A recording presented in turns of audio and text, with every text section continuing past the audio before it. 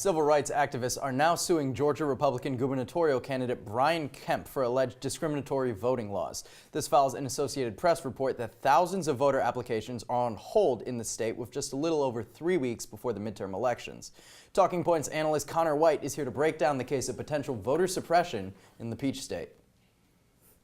Brian Kemp serves as the Secretary of State of Georgia, meaning that part of his duties are to carry out voter registration laws. It's for that reason that his opponent, Democratic candidate Stacey Abrams, is calling for his resignation. Here's Abrams on CNN's State of the Union.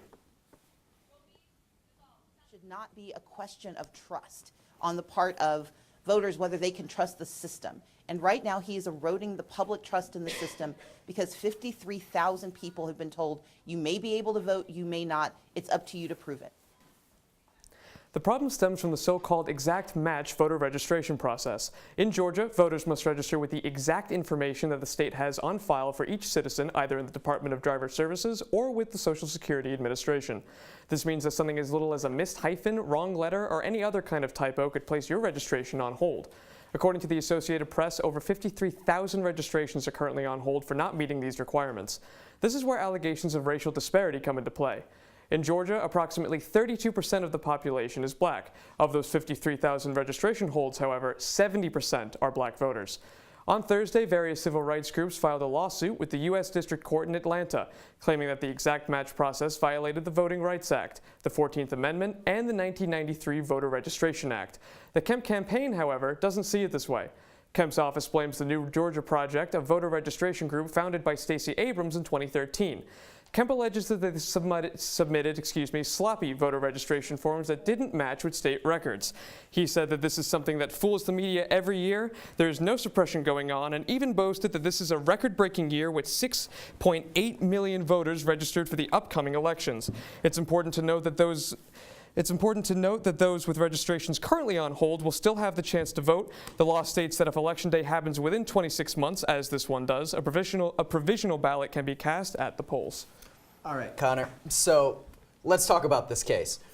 What is the defendant claiming and what are the plaintiffs claiming in this case? So the main point that the plaintiffs are claiming is that this is placing a unjust, unwarranted burden on minority voters to have all of this stuff in, to be able to make their claim that they are going to be able to register to vote or even cast these provisional votes by Election Day. Now, conversely, what the Office of the Secretary of State, is saying is that these are just politically motivated claims, that there isn't really a legal basis for their complaint here.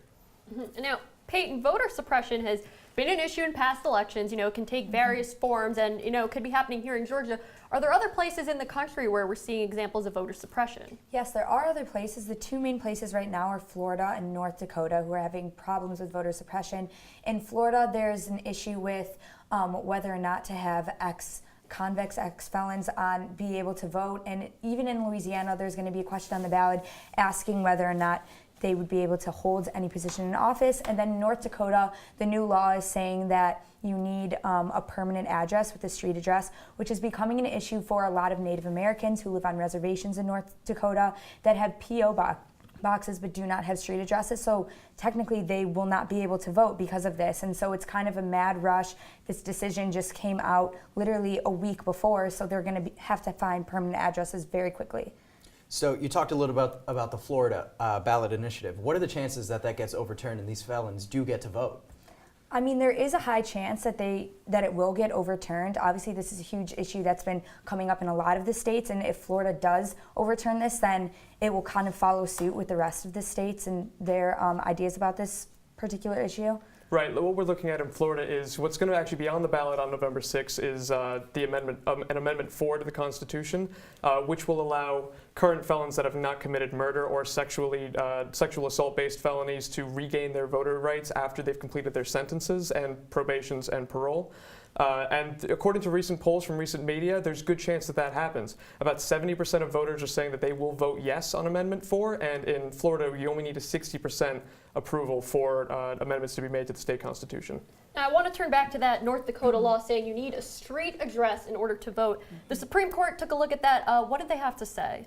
So the Supreme Court really didn't want to intervene with it, but Ginsburg and Kagan had very strong dissenting opinions against that because Ginsburg wrote the opinion for the two of them, saying that it kind of wasn't a strange wording of the law where people that were able to vote in the primaries with a certain ID would not be able to use that same ID in the elections, which is kind of strange because it's like, what kind of ID can you use? And then going off of that, there's a large amount of people who will not be able to vote because of this specific law. So they obviously weren't in agreement with this at all. And in many ways, this could actually pull out the rug from underneath a lot of voters because, as you mentioned, this only became law very recently, just less than a month before Election Day. And a lot of voters were able to use their P.O. boxes and other addresses other than what the current law now states for something as recently as the primary election. So a lot of people may actually be turning up to the polls without realizing that they're no longer eligible to vote.